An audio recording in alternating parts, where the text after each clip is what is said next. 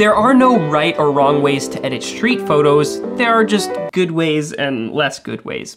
Joking aside, I'm sorry, I'm filming this in the midst of having the terrible COVID. So forgive me, I thought this would be a good way to spend my time in isolation, showing you a photo that I took from this winter and some of the ways I like to treat my street photos. If you're editing street photos, your goal should always be to capture the essence of the scene.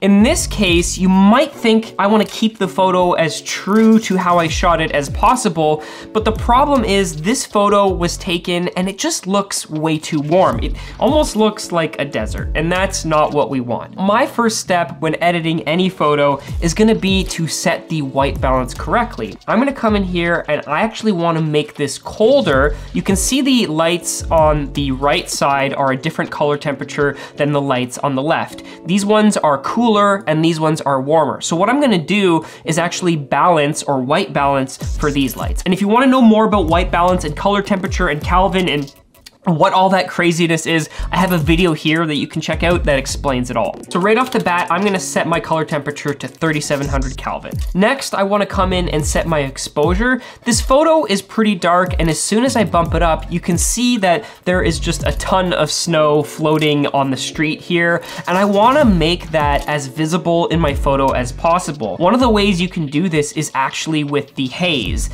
or the dehaze. The dehaze is a good way that, let's say you're shooting and it's foggy out and you wanna pull more contrast. If you dehaze it, it will get rid of that. Now, if you do the opposite and you add some haze, it will actually make that photo look like the haze effect or the snow effect is amplified way more than it actually was. But before we go any farther, let's crop this photo. Now, normally I don't crop for Instagram. I just crop as if I was gonna use this photo the way it is. And then I can always come back at the end and crop it specifically for Instagram or for vertical for TikTok or for Reels or anything like that.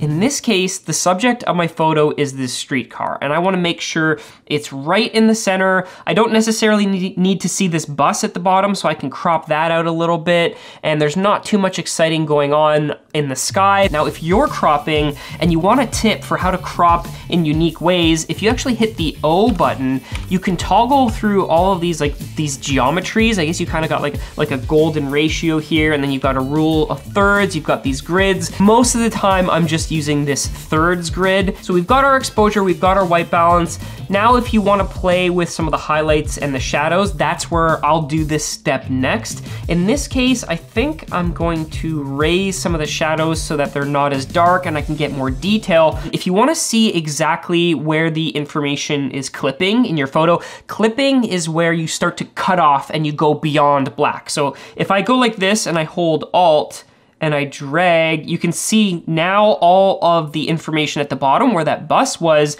is black. And you can see that actually in the histogram here, where on the left side, you have a little bit of information. That's telling you all of that information is now black. In this case, I think I'll keep it around -40. Again, you can see where it's clipping if you hold Alt. You may want some of it to clip, or you may not want it to clip at all, just depending on how you edit your photos. Use the histogram, use that Alt key, and then drag those sliders to nail the exposure and those whites and those blacks to get them exactly where you need them. Next, I like to jump down to my tone curve. And what this lets you do is you can add points, and when you drop it, it darkens that portion of your image, and when you raise it up, it lightens that portion of your image. So anything on the right side is gonna affect the shadows and the bright tones in your photo, like around these lights, and then anything on the left is gonna affect the shadows, or in this case, that's the information that's at the bottom of this photo. For this photo, I don't wanna drop the shadows too much, so I'm gonna place a bunch of pins, and also if you hold the Alt,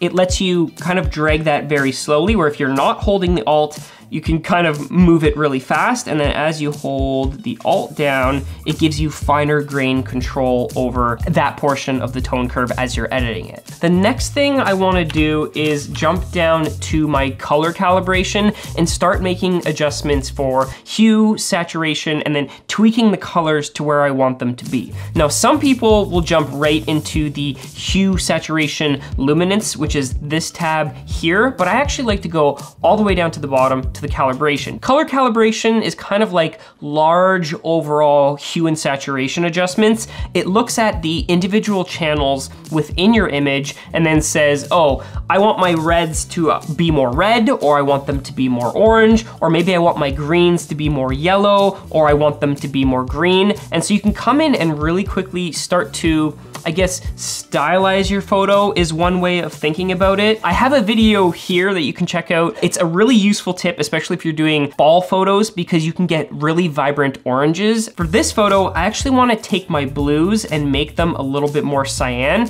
You can see as I'm dragging them to the left, it kind of stylizes my photo in a way that's more colorful or more vibrant, especially if I want those blues to really stand out in my image. If I wanted to do the opposite, I could go to the purples, and all of a sudden now my blues are being removed and they become more purple overall. For this photo, I think I'm just gonna drop the blues a little bit, maybe make my yellows a bit more green. You can see the combined effect of the two together. Dropping the blues and raising the greens makes my reds stand out. You can see the color here starts to pop out a lot more. So you can kind of think of this as an overall color balance. That's a good way to really pull out certain colors in your image. Now we're actually gonna jump into the hue and saturation. And this is a great way to make micro adjustments. In this case, I think I wanna remove some of the saturation from the warm tones. And I'm actually gonna grab this little icon here, and then I'm gonna click and drag on my image. If I drag down, that will desaturate that area of my image. Whereas if I drag up, it will then saturate that portion of my image. Now I wanna be careful because I wanna keep the streetcar looking red, so I'm actually gonna drag that back up. Sometimes photos have too many colors in them, and so by dragging out the colors that you don't want, it can kind of just bring your whole photo together and really make it stand out, either be more warm or be more cool or more red or more orange or whatever color you want to be featured in your photo. In this case, I want this photo to be more blue overall, but I'm actually gonna do that in the next step. Now the third step when you're editing color in your photo is to come down to color grading. But before we get to that, I actually wanna go up and we're gonna do a whole bunch of masking to really tweak this photo and get the colors and the subject, which is the streetcar in this photo, to stand out. There's quite a lot going on in this photo. We have the overhead streetcar wires, we have a car, we have a bike, we have a bus. We don't want the bus at the bottom taking away from the fact that we have this really nice streetcar. So I'm actually gonna grab a linear gradient, drag it on the bottom, and it's kind of like adding a vignette, but I'm gonna drop the exposure. And actually another thing I can do is drop the saturation. If I drop it all the way, that maybe is a bit too much because now we're getting rid of some of the color down here in the snow, but I'm also getting rid of the color that is on the lights of the bus.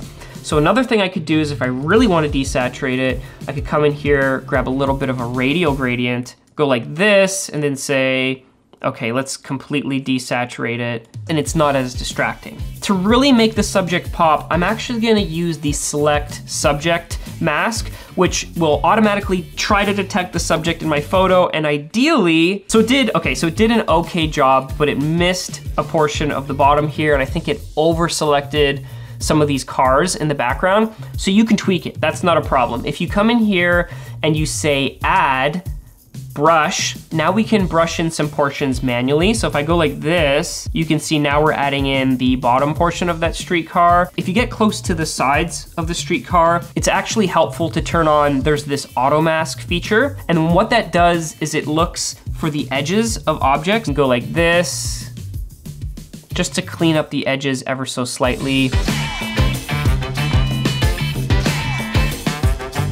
Now what I'm gonna do is any of the adjustments I make here will only affect the area I've selected. In this case, I'm gonna bump up the exposure just to brighten it ever so slightly.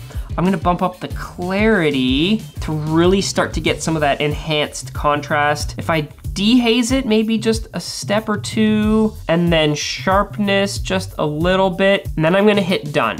What I'm gonna do now is select just the background. So again, I've said select subject, and that's gonna select the streetcar. But now what I'm gonna do is I'm gonna invert that selection, and you can see that the mask is now selecting just the background, except I do need to go in and make some slight tweaks. So again, I'm gonna say subtract, I'm gonna do a brush, and I'm gonna paint out some of the portions of the streetcar. Now that that selection is good, I'm actually gonna come in here, drop the saturation, and you can see all it's doing is affecting the background. That's probably not the look I wanna go for. In fact, what I wanna do is I wanna make the background look colder, because this is a snow scene. So the easiest way to do this is actually grab the color temperature and drag it to the left. You can drag it all the way left, but then it starts to look a little bit too extreme. So I'm just gonna drag it ever so slightly.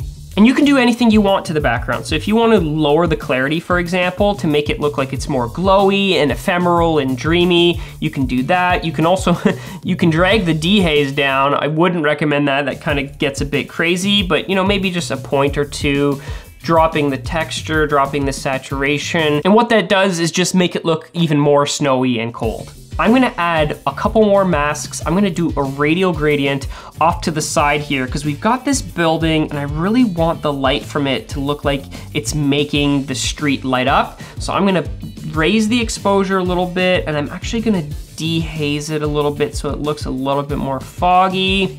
You know, you could even change the color temperature if you wanted to, like if you wanted it to look more blue or more orange, and really go in, add more radial gradients for all the various areas of your image that you want to tweak. When you're happy with your photo, the last step you can do is add a little bit of color grading. Color grading kind of works in complement to everything else. You can effectively do color grading with the tone curves, with the RGB tone curves, and with the hue and saturation sliders. But let's say you've made all your edits, you're happy with it, and you just need a little bit of extra something. Like you could come in here and say you want to affect the shadows. I think in this case, the blue is gonna help sell the fact that this is a cold image. You can even darken it up a little bit, come into the midtones. Maybe I want a bit more blue in my midtones. You could brighten up the midtones just a hair. And then one thing I like to do is if I'm using one color for the shadows and the midtones, I'll use the opposite color for the highlights. So whatever is opposite of the color wheel. In this case, instead of blue, we drag the color wheel all the way to the other side, and we've kind of got an orange and yellow. Like you can see here, inside of the streetcar starts to glow a little bit, and you could even brighten it up just a hair. So before color grading, and then after color grading, it kind of just brings everything together and gives it that more dreamy, ephemeral street photography vibe. In the end, we took the photo from this and turned it into this. Now, I also posted this on Instagram a few weeks ago, and of course the edit was different because every time you edit, it's always gonna be slightly different.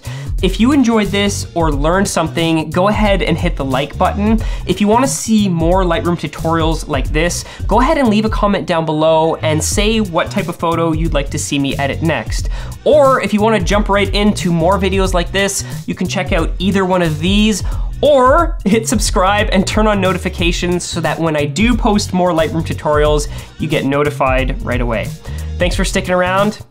Peace.